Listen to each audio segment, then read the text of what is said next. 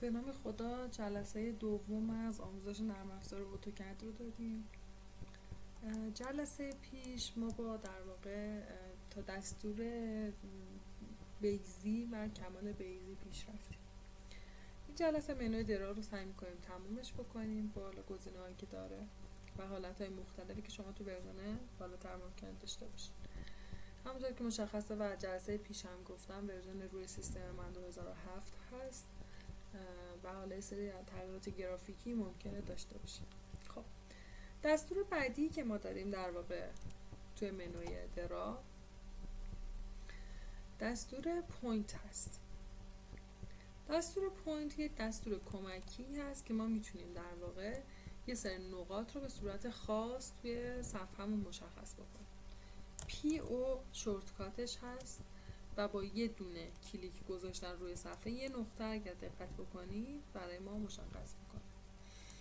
در حالت عادی این نقطه در واقع یه نقطه یا یک اثر قلمه. توی ورژن‌های تا قبل از 2014 ما میتونیم شکل این رو تغییر بدیم به این حالت که از منوی تولز منوی فرمت پوینت استایل رو میزنیم. در این حالت میتونیم شکل پوینتمون رو تغییر بدیم به شکل دلخواه تو این چندین شکلی که وجود داره، یا اصلا بدون شکل، یا حالا هر چیزی که شما راحتین. معمولا حالت زبدر یا این حالتیه که هیچ چیز گرافیکی توی محیط کد دیگه به این شکل نیست و شما راحت میتونید بهش دسترسی داشته باشید. بازم این به راحتی کار خودتون برمیگرده.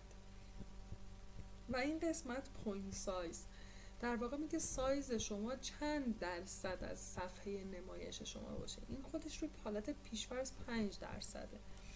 من اگه روی 10% این رو بذارم در واقع و اوکیش بکنم 10% از صفحه نمایش منو میگیره. حالا اگر زوم بکنم و دوباره نزدیکش بشم و این رو ریژن بکنم میبینم که 10% صفحه‌م رو بهم میده.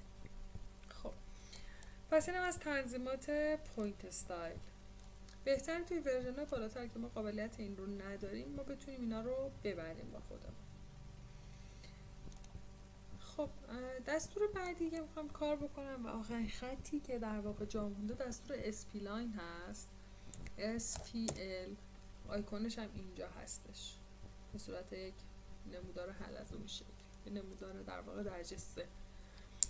اسپلاین رو که بزنم میتونم با کلیک های مختلف در حالت F8 من خاموشه